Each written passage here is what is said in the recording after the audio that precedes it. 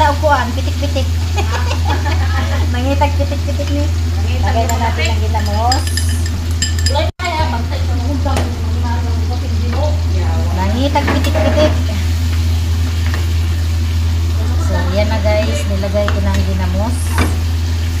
Lagyan natin ng kaunting suka.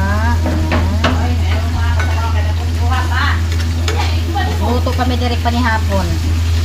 Pagduwa na mo.